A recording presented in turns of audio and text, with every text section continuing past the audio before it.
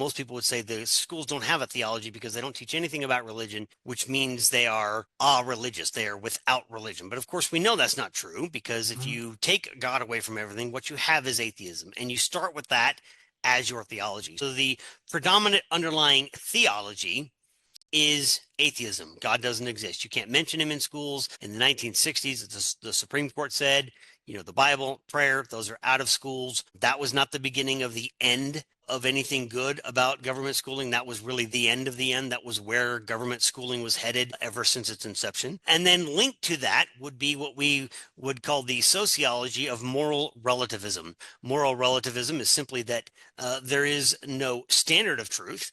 Nobody can determine for another person what is right and wrong.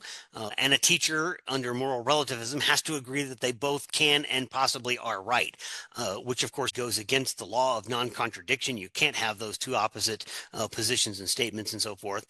So you have the theology of atheism, you have the sociology of relativism, and you have the scientific presupposition of naturalism, which Mhm. again, everything came by nature, nothing came by God. So you can see how these are linked.